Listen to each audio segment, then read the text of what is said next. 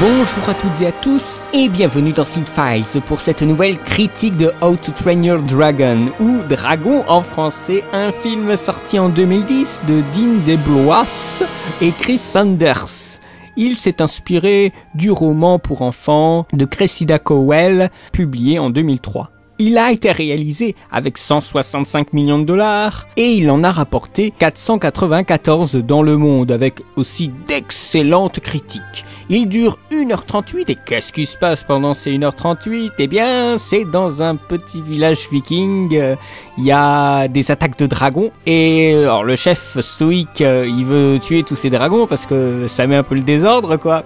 Et son fils Harold, eh bien lui, il a trouvé un dragon qu'il va apprivoiser, qu'il va dresser et s'en faire un ami, et d'où le titre justement How to Train Your Dragon, comment dresser son dragon. Donc il s'agit du premier film d'animation en images de synthèse réalisé par Chris Saunders et Dean DeBlois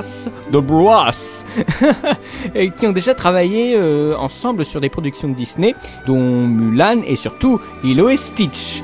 Alors c'est un film sans la violence et sans la brutalité des barbares que sont quand même les Vikings, ces espèces de colosses. Donc voilà, c'est vrai, on a des images de colosses qui habitent sur des dracars et tout ça, mais voilà, on joue pas vraiment sur ces clichés pour ne pas influencer, voire choquer les gamins.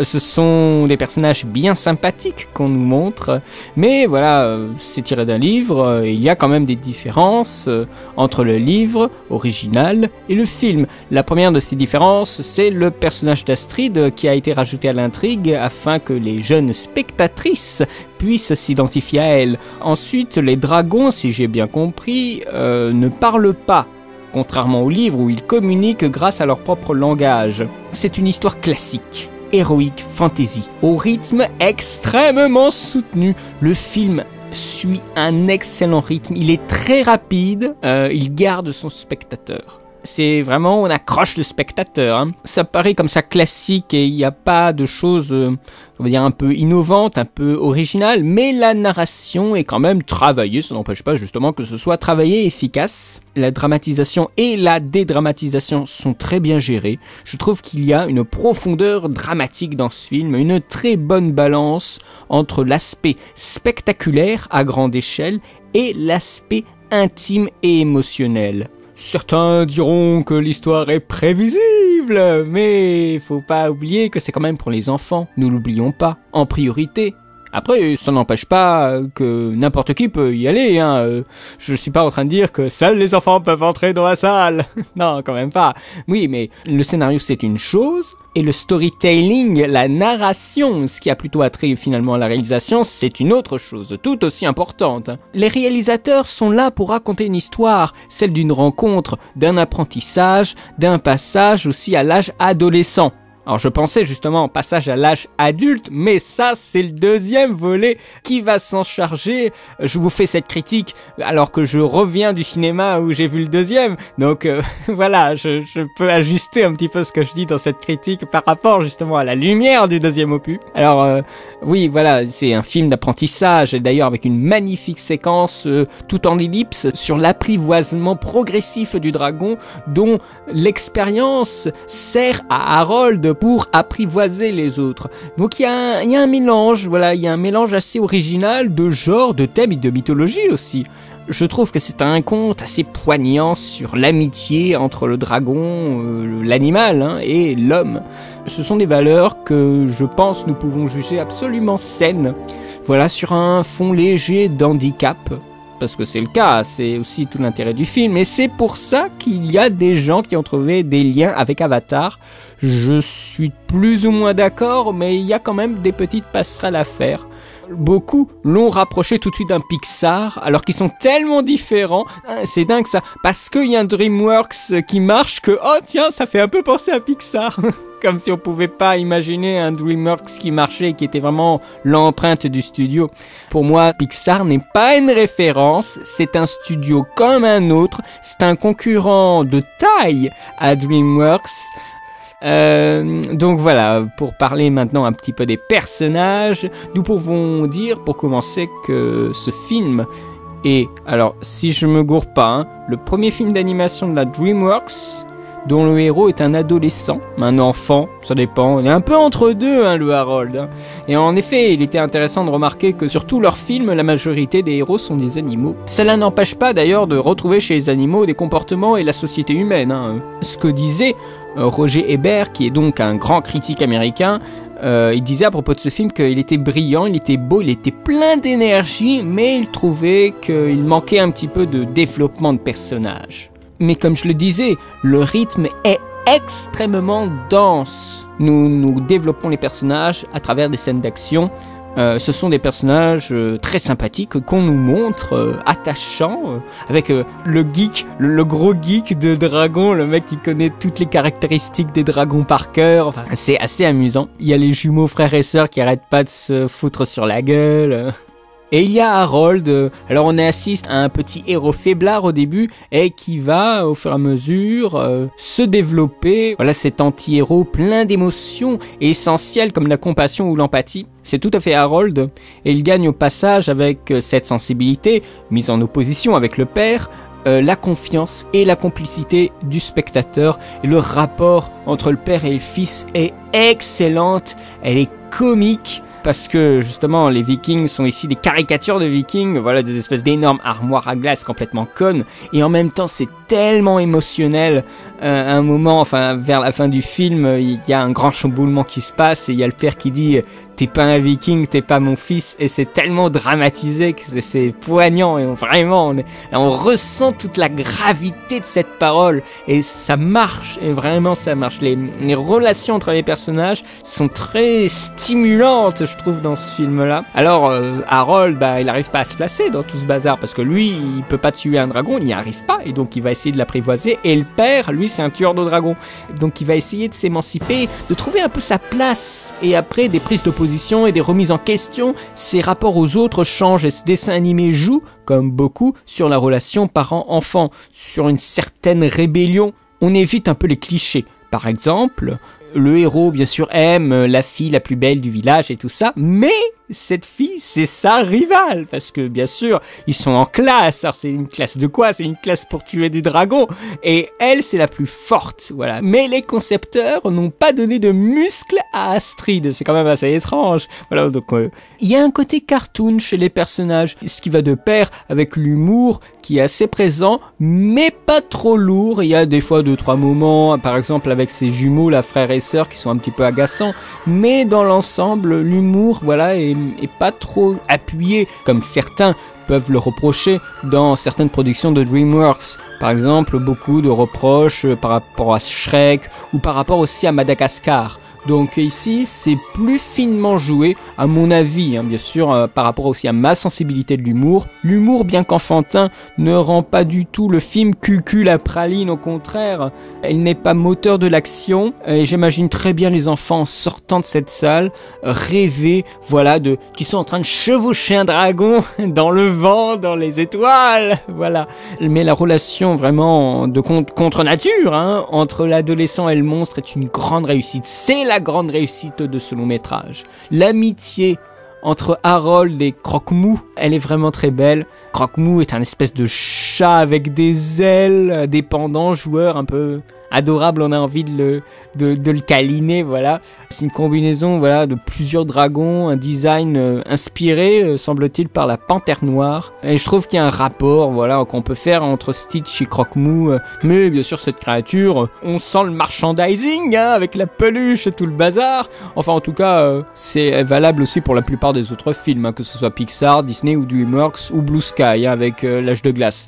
Donc, finalement, on peut pas trop leur en vouloir de faire du pognon. En plus, si c'est pour faire du pognon sur une belle franchise et un beau film, franchement, c'est tout ce qu'il y a de mieux. Alors, justement, quand je parle de peluche, c'est que le dragon, il est tout mignon. Il a vraiment un look presque comique, un look cartoon comme les personnages humains. Donc, c'est un look bien innovant comparé à d'autres œuvres de fiction avec des dragons qui veulent faire quelque chose de réaliste. Harold et Croque-Mou pallient leur handicap respectif et se complètent. Croque-Mou est incapable de voler sans qu'Harold le contrôle, et sur le dos de Croque-Mou, Harold, l'unijambiste, n'est plus. Le dragon a dû arracher un bout de la jambe de Harold quand il a dû le sauver pour le rattraper et le protéger de la chute finale à la fin du film. Il se fait accepter, aussi bien Harold que Croque-Mou, et il lui rend l'appareil pour le coup en scellant ainsi leur amitié et mettant fin à la guerre entre les Vikings de Burke, qui est le village, Burke, et les dragons.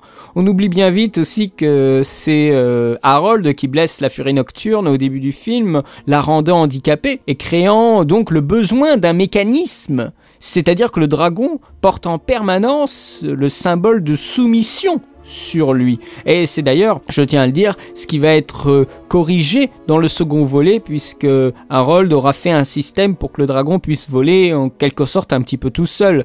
Et c'est d'ailleurs la dernière phrase du film, du premier film, qui veut tout dire. Ailleurs, on a des poneys, on a des perroquets, et bien ici, on a des dragons. Voilà, c'est un peu le paradoxe du film, plus ou moins, c'est un petit peu poussé de le dire, mais voilà, on va apprendre à aimer des dragons, à les connaître, et à la fin on en bute un. Bon ok, c'est un vilain pas beau, mais quand même, voilà. Et je pense aussi que c'est pour nous indiquer qu'à un moment, il y a des dominants et des dominés, aussi bien chez nous que chez les dragons, cette notion de alpha dont on parlera souvent dans le deuxième opus. Et à la fin du film, les dragons deviennent un peu des animaux de compagnie des Vikings. Ça peut être très bien, mais il faut pas oublier aussi que les animaux de compagnie ne sont pas forcément des créatures extrêmement libres. Ils ne vivent pas de leur côté, les dragons, à croire qu'ils doivent être constamment dominés, soit par un grand dragon qui serait une reine, une sorte voilà d'alpha, soit par les Vikings qui exercent leur emprise sur cette espèce. Après, ils peuvent justement exercer leur emprise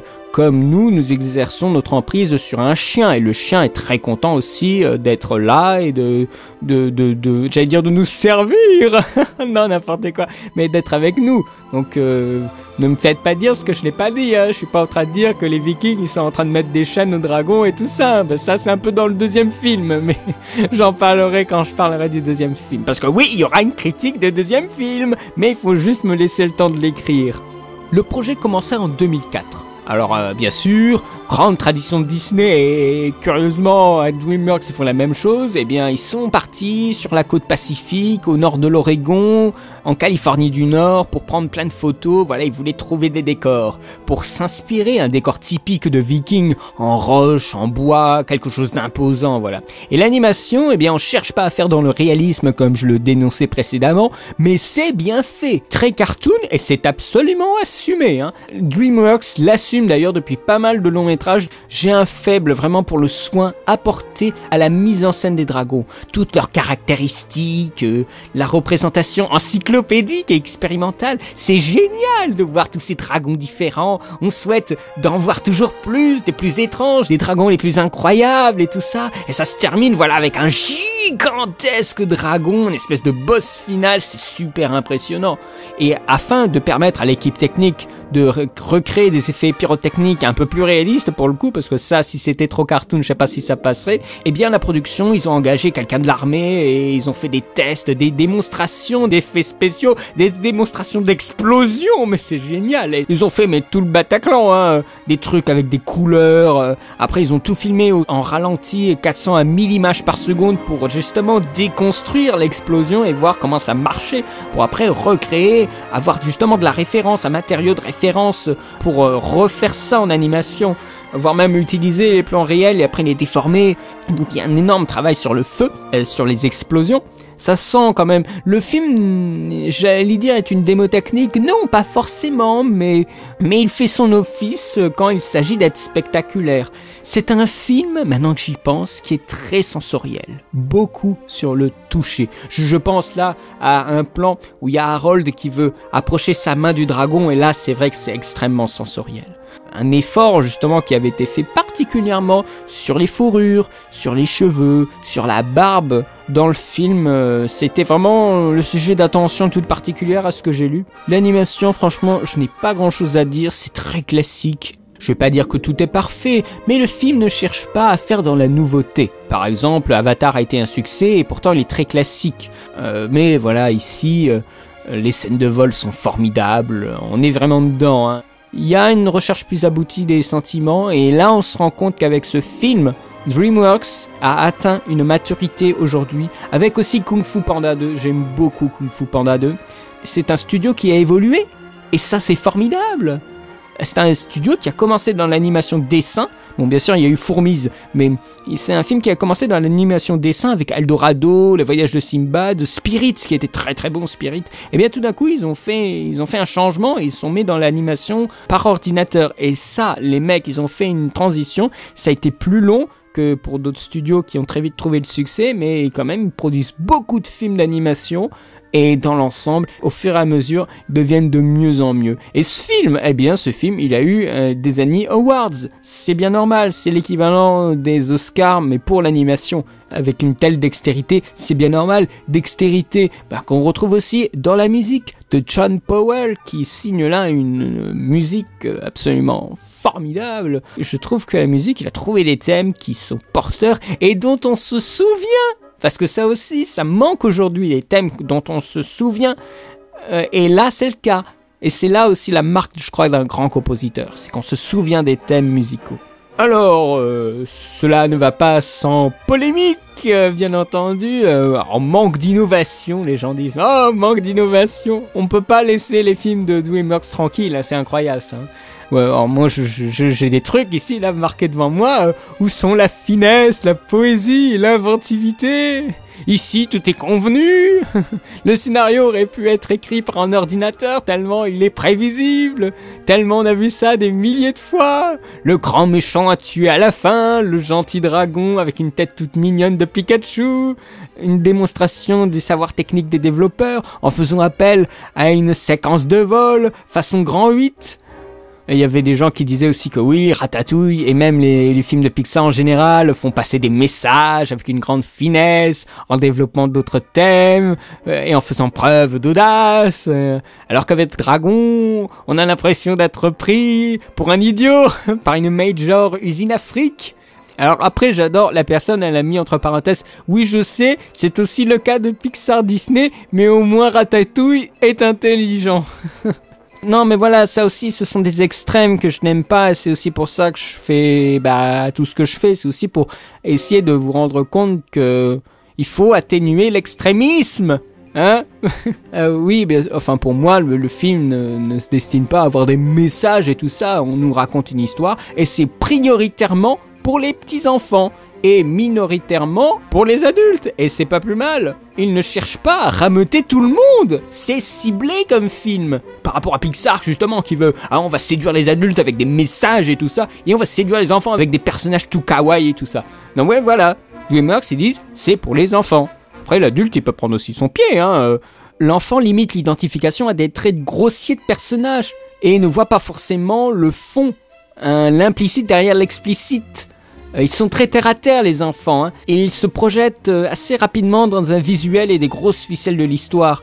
Vous allez me dire, oh, mais comment peux-tu dire ça ? Eh ben, j'ai quand même été enfant, et je l'ai vu, hein, dans la salle de Dragon 2, je l'ai vu. Il y a un moment, il y a une révélation, et c'est très très clairement dit le contenu de cette révélation. Et j'entends le gamin redemander à sa mère ce qui vient de se passer, c'est que l'enfant ne l'a pas assimilé, alors que c'était dit très clairement à l'écran. Donc il y a l'enfant, il faut le matraquer. Enfin, je veux dire, il faut lui redire les messages. Voilà, ils sont terre à terre. Ça veut dire, il faut pas commencer à être trop compliqué. Il faut jouer justement. Et c'est là que Dragon y arrive sur l'aspect sensoriel, le regard, le toucher.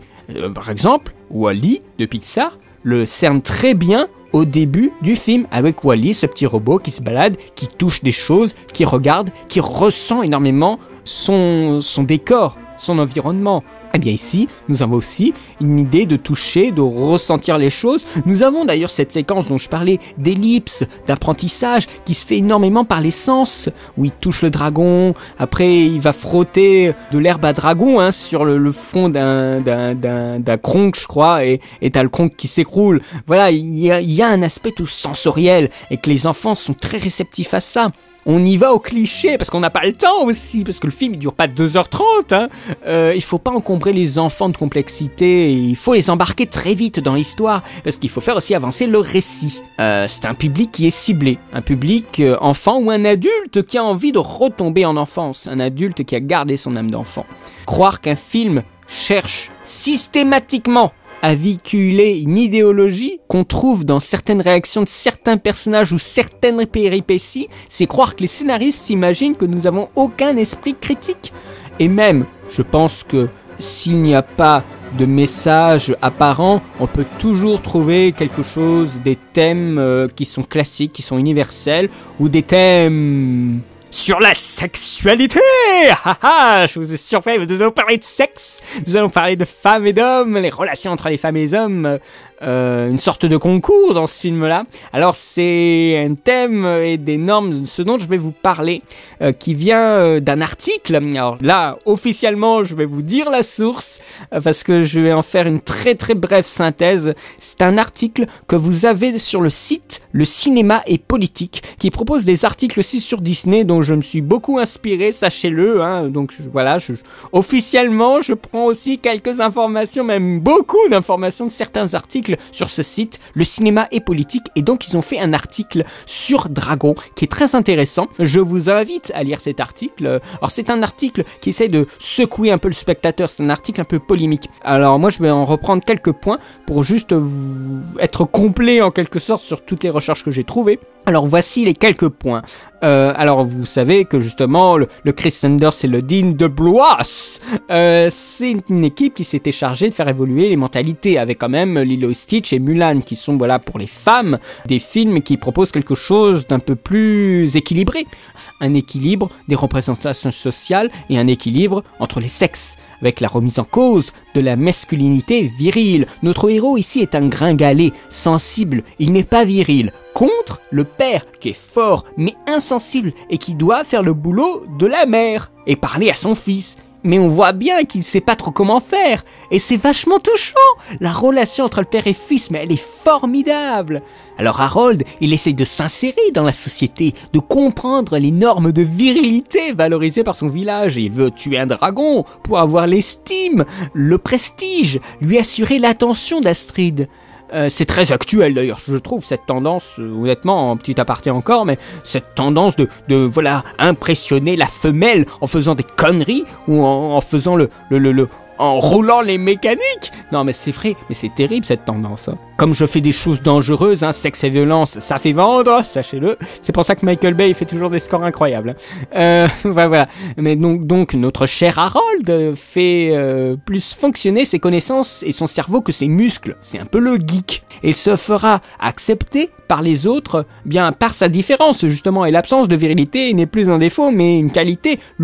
Tout ça dont il parle régulièrement dans le film, la supériorité présupposée des valeurs masculines dominantes donc sur les valeurs féminines des dominées, impose une vision d'une hiérarchie patriarcale. C'est le père qui commande. Dans le deuxième, c'est différent. Je vous parlerai du deuxième. Je vous ferai une critique du deuxième, hein. En même temps, le deuxième, j'ose pas trop vous parler de l'histoire parce que ouais, il y a des choses qui se passent et je sais pas si vous êtes au courant. Donc on verra ça quand il y aura la critique du deuxième, hein.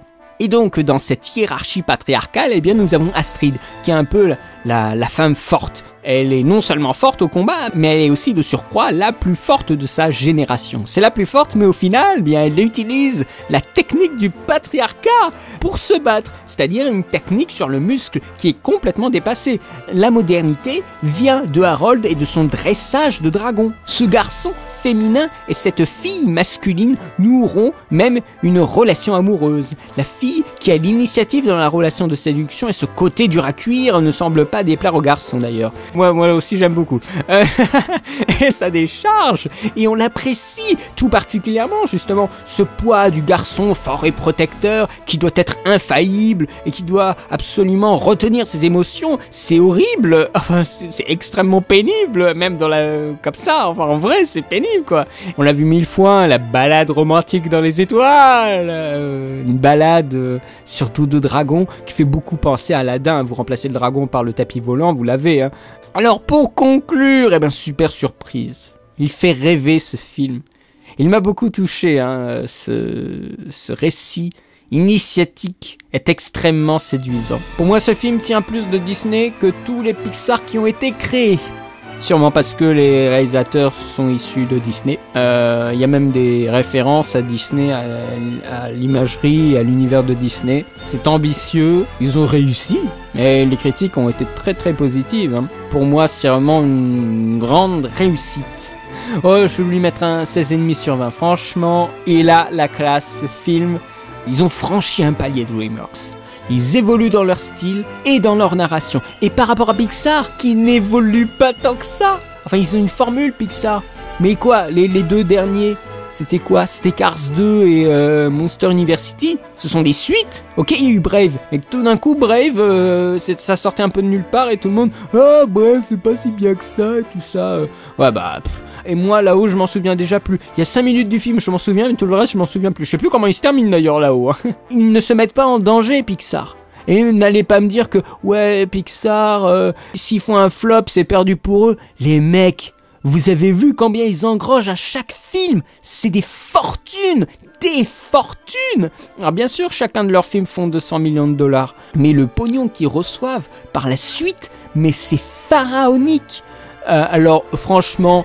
Pixar, ils sont largement de la marge. Et puis de toute façon, ils sont dans un grand groupe qui s'appelle Disney. Disney sait que Pixar fait du bon boulot et qui rapporte. Donc si tout d'un coup Pixar, ils étaient dans la dèche la plus totale, je pense que Disney, oh t'inquiète pas, je te mets un petit milliard et puis voilà. Et on n'en parle plus. Donc franchement, dire que Pixar, ils sont toujours ces studios chancelants qui tentent le tout pour le tout, c'est des conneries. Aujourd'hui, c'est vraiment des conneries. Hein. Et eux, DreamWorks, justement, de leur côté, ils font tellement de films que ça devient abusé. Et justement, ils font tellement de films qu'ils n'arrivent pas à bien fignoler, justement, leur production. Ces derniers temps, ils arrivent de plus en plus à faire des choses qui sont bien. Parce que, justement, ils sortent moins de films. Et ils sont soutenus aussi par des grosses licences très porteuses. Kung Fu Panda, il y avait Shrek avant, mais là, c'est Kung Fu Panda, ça va être Dragon. Il y aura un The Croods 2. Donc, ils produisent beaucoup. Et moi, je leur souhaite que de la réussite. En tout cas, de toute façon, je souhaite aussi de la réussite à Pixar. Je suis pas en train de dire que ouais, Pixar, ils doivent être défoncés. Non, mais pour terminer sur ça, non, je souhaite de la réussite pour tous les deux parce que les deux ont des styles très différents et que ce soit l'un ou l'autre, les enfants adorent. Et c'est ce qui compte, c'est souhaiter le meilleur pour nos enfants, tout simplement. Voilà, j'ai terminé cette critique. Encore une critique. Mais il faut que j'arrête, hein, de faire des critiques aussi longues. Hein. Non, mais voilà, mais ça va. Ah, mais j'abuse. Oh là là. Mais en tout cas, si ça vous plaît, des formats qui sont un peu plus longs, même si je sais qu'il n'y a que ma voix et que visuellement, vous aurez juste des screenshots, hein, je suis désolé.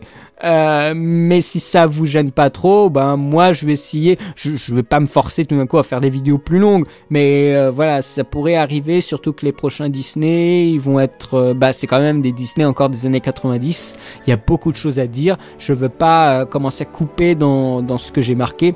En tout cas, celle-ci est terminée, j'espère qu'elle vous aura plu, n'hésitez pas à me dire ce que vous en avez pensé du premier. Je vous conseille de regarder le premier encore avant de regarder le deuxième. Juste pour ne serait-ce que déjà ne pas être largué si vous ne l'avez pas vu.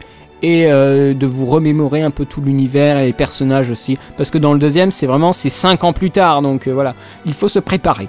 En tout cas, je vous remercie, vous êtes de plus en plus nombreux, ça me fait très plaisir. Et donc moi, je vous donne rendez-vous très bientôt pour la critique du deuxième opus et une analyse de séquence de Dragon que je n'ai pas encore faite, mais que je vais créer là progressivement. En tout cas, je vous remercie et je vous dis à très bientôt. Allez, salut!